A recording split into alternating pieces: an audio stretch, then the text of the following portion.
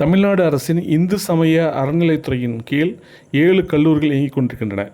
1963ஆம் ஆண்டில் ஒரு கல்லூரியும், 1964இல் 2 கல்லூரிகளும், 1965ஆம் ஆண்டு ஒரு கல்லூரியும் திரு பக்தவச்சலம் தலைமையிலான அரசு இருந்தபோது தொடங்கப்பட்டது. 1970ஆம் ஆண்டு திரு கலைஞர் கருணாநிதி அவர்கள் ஒரு கல்லூரியை தொடங்கினார்.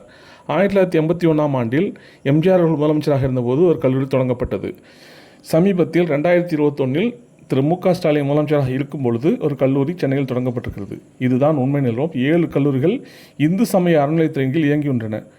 ஆனால் இந்த எடப்பாடி பழனிசாமி அவர்கள் ஏதோ ஸ்டாலின் தான் முதன்முறையாக அறநிலையத்துறை நிதியை பயன்படுத்தி இந்த கல்லூரி தொடங்கிவிட்டதைப் போல பிரச்சாரம் செய்து கொண்டிருக்கிறார். இது ஒரு தவறான பிரச்சாரம். இதை மக்கள் பார்த்து கொண்டிருக்கிறார்கள். நிச்சயமாக 2026 தேர்தல் பாடம் போட்டுவார்கள். இவர் அடுத்தவர்கள் எழுதி கொடுப்பதை ஒப்பிக்கும் ஒரு கிளிப்பிள்ளை.